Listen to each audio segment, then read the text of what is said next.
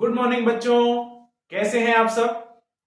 आज की इस वीडियो में हम जो रदरफोर्ड का जो गोल्ड फॉयल एक्सपेरिमेंट था उसके बेसिस पे उन्होंने कुछ पोस्टुलेट्स दिए थे। साथ ही साथ कुछ बहुत ही इंपॉर्टेंट पैरामीटर्स को भी उन्होंने क्या किया था, खोजा था और उनके बारे में कैलकुलेट करके बताए थे। ठीक है, तो आज हम उन्हीं चीजों के बारे में क्या करेंगे बच्चों, बात करेंगे, डिस्कस करेंगे। ठीक है, ये चीजें आपके एग्जाम पॉइंट ऑफ व्यू से बहुत इंपॉर्टेंट है। ठीक है, इसमें हम कुछ कुछ चीजें जैसे आपका डिस्टेंस ऑफ क्लोजेस्ट अप्रोच है ना, इम्पैक्ट पैरामीटर है ना, ये सब, या जो आपका रदरफोर्ड ऑर्बिट है वो सबको हम क्या करने वाले हैं, डिस्कस करने वाले हैं। ठीक है, तो चलिए शुरू करते हैं। देखिए, डिस्टेंस ऑफ क्लोजेस्ट अप्रोच उनका बस ऐसा था इमेजिनेशन कि मान लेते हैं कि ये हमारा एटम है लाइक दिस। ठीक है, ये हमारे पास एटम है और ये बीच में कौन हो गया, न्यूक्लियस।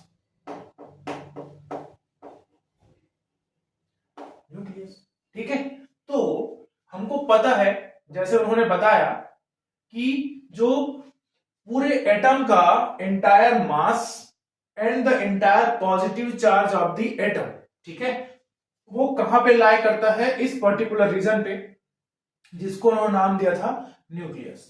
ठीक है, तो जब वो क्या किए, हाईली स्पीड अल्फा पार्टिकल को, ये डायरेक्शन ऑफ अल्फा पार्टिकल है, ठीक है, ये जो है वो किस वेलोसिटी से, v वेलोसिटी से क्या हो रहा है, इधर जा रहा है।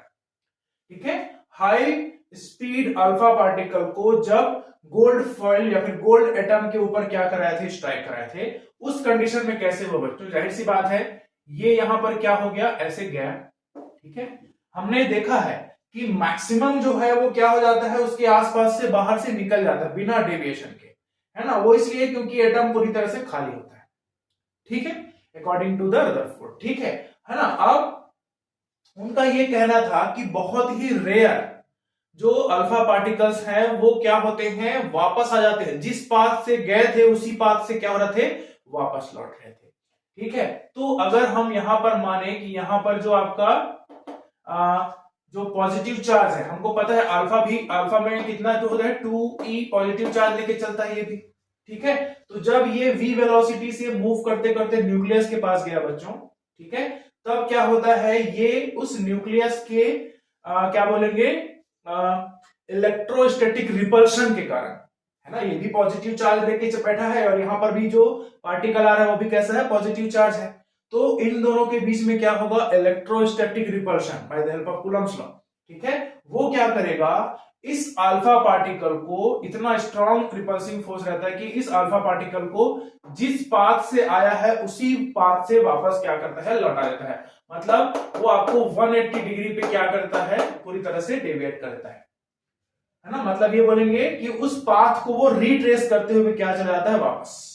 ठीक है, तो यहां पर एक चीज और समझना है बच्चों, जब वो यहां से ट्रेवल कर रहा था तब उसमें काइनेटिक एनर्जी रही होगी हाफ mv²।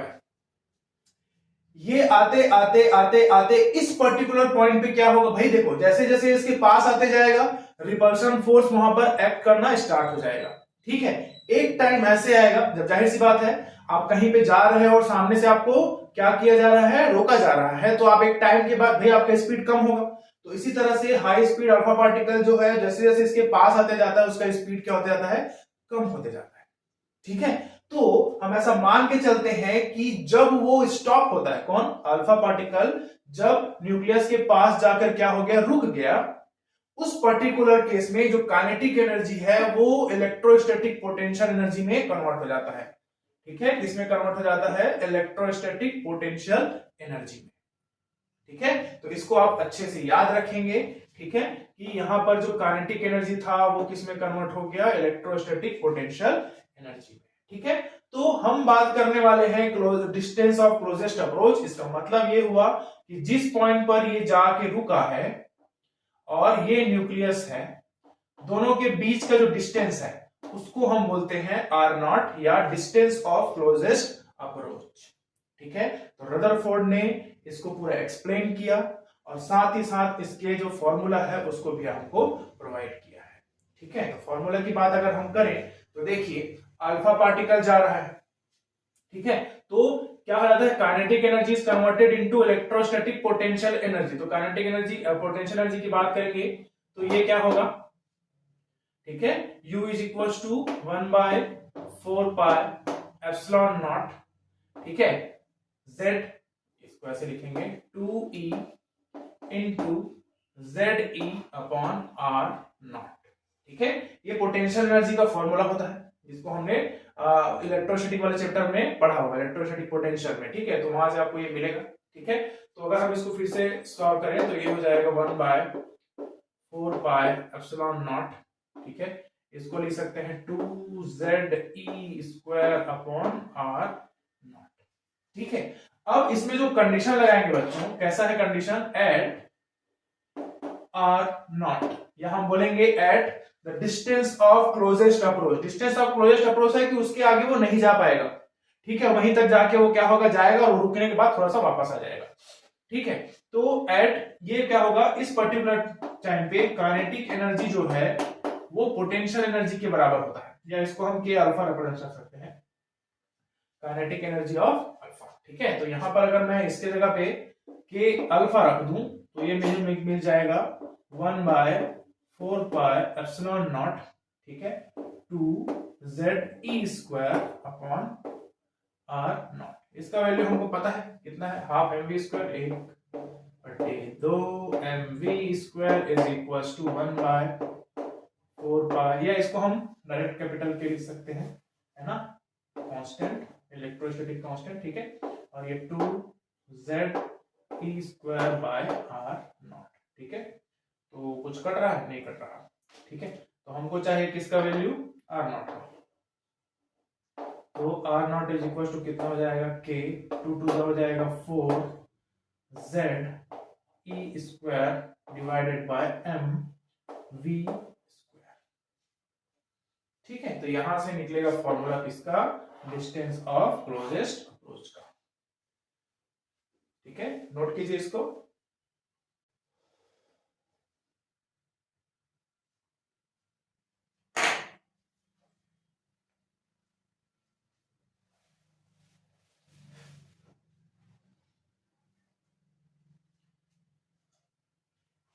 इस पर्टिकुलर फॉर्मूले को हम थोड़ा सा और मॉडिफाई कर सकते हैं, क्या लिख सकते हैं, के अल्फा इज इक्वल टू, इसका वैल्यू कैपिटल के है ना, और ये क्या हो जाएगा 2ZE² अपॉन R0, ठीक है। तो हमको चाहिए R0, तो ये क्या हो जाएगा, कैपिटल के 2ZE² upon kinetic energy of alpha particle,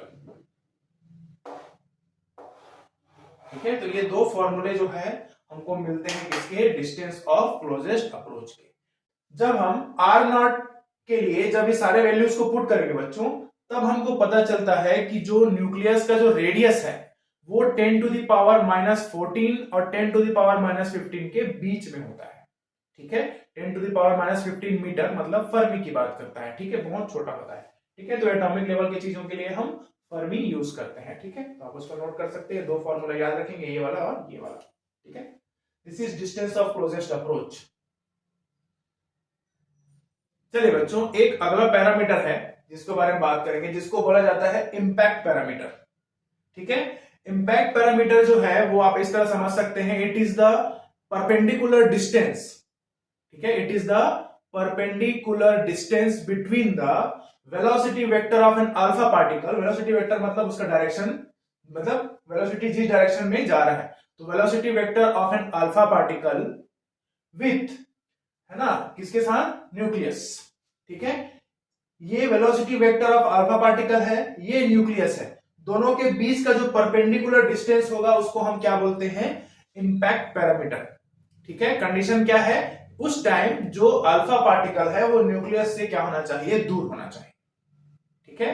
समझ में आया कि it is the perpendicular distance between the velocity vector of an alpha particle and nucleus, या बोलेंगे सेंटर ऑफ द न्यूक्लियस, ठीक है। उसके बीच का जो परपेंडिकुलर डिस्टेंस होगा उसको हम क्या बोलते हैं, इंपैक्ट पैरामीटर बोलते हैं। इसको जो है वो क्या करते हैं, बी से रिप्रेजेंट करते हैं, ठीक है। याद रखेंगे बच्चों कि जो आपका अल्फा पार्टिकल है उसका जो ट्रेजेक्ट्री बनेगा कि वो किस तरह से जाएगा, जैसे देखो ये पास में गया तो वापस लौट गया, जो इसके 180 डिग्री पे जाएगा वो उसी पाथ को वापस लौट जाएगा, है ना। तो वो डिपेंड करता है किसके ऊपर, इंपैक्ट पैरामीटर के ऊपर, ठीक है।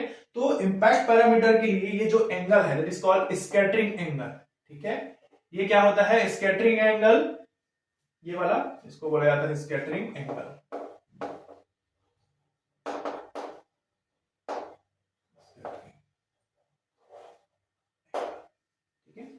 स्कैटरिंग एंगल बच्चों आपको याद रखना है, it is the angle between the velocity vector of the क्या बोलेंगे, अल्फा पार्टिकल, या फिर बोलेंगे it is the angle between the direction of alpha particle and receding of alpha particle.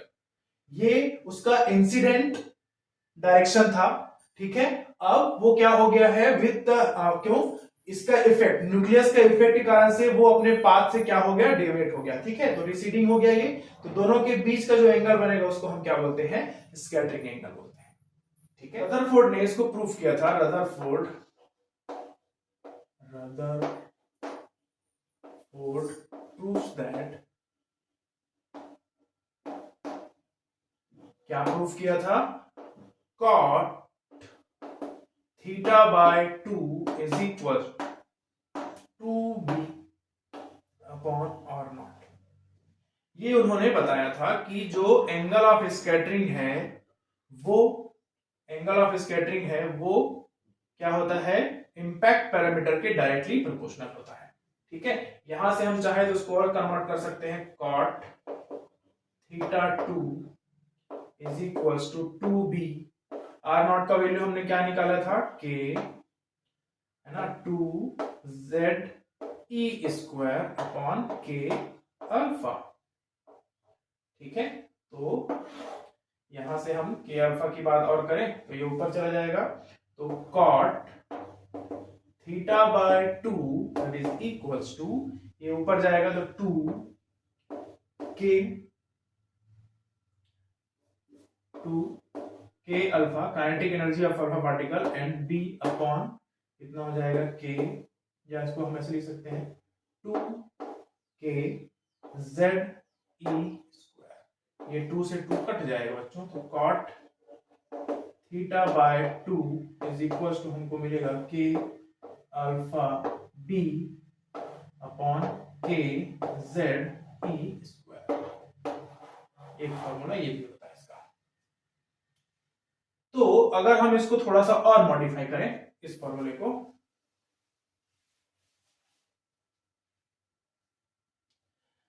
देखिए ये निकला cot थीटा बाय 2, वैल्यू रखेंगे equal to k alpha और ये b अपॉन, इसका वैल्यू रखेंगे तो ये जो आपका 1 अपॉन 4 पाई एप्सिलॉन नॉट है वो ऊपर जाके मल्टीप्लाई हो जाएगा, 4 pi epsilon not divided by कितना बचेगा, z e स्क्वायर। हमको वैल्यू चाहिए b का, तो अगर हम यहां से इंपैक्ट पैरामीटर निकालते हैं b, तो हमको कितना मिलेगा, z e स्क्वायर, ठीक है, upon k alpha into 4 pi epsilon not into cot theta bye, this is the expression for the impact parameter of the alpha particle, ठीक है। impact parameter किसको बोलेंगे, it is the perpendicular distance between the velocity vector and the targeted nucleus, ठीक है। कब, जब alpha particle क्या हो, दूर हो, ठीक है। इसको 20 रिप्रेजेंट करते हैं, रदरफोर्ड ने ये एक्सप्रेशन दिया था उसके अकॉर्डिंग हमने उसका क्या निकाल लिया, फॉर्मूला, ठीक है। This is the formula for the impact parameter of the alpha particle, ठीक है, नोट कीजिए इसको।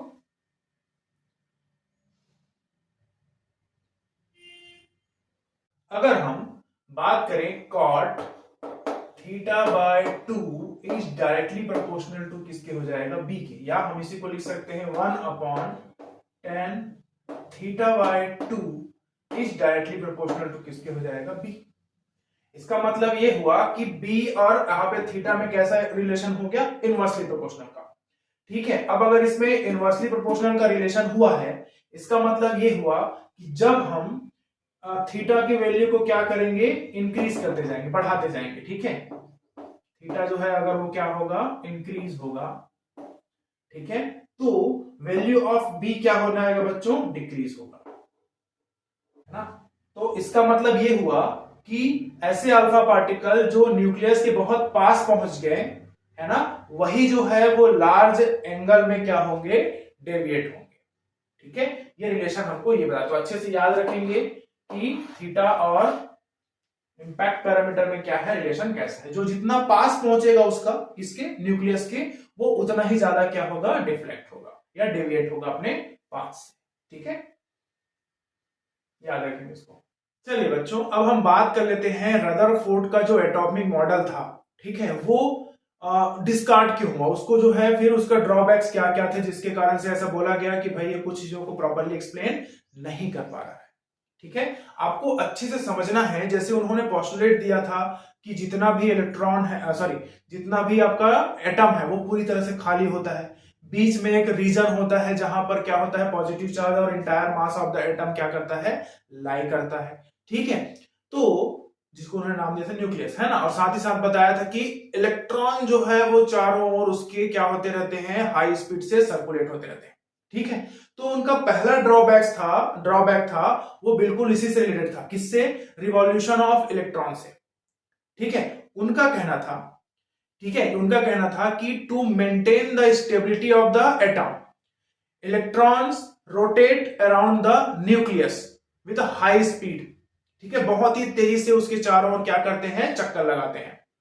ठीक है, उन्होंने ये भी बताया कि जो न्यूक्लियस और इलेक्ट्रॉन के बीच में जो क्या बन रहा था, इलेक्ट्रोस्टैटिक अट्रैक्टिव फोर्स लग रहा था, पॉजिटिव चार्ज नेगेटिव चार्ज का, उसको वो क्या बनने के लिए, काउंटर बैलेंस करने के लिए सेंट्रीफ्यूगल फोर्स यूज करते हैं ऐसा करके।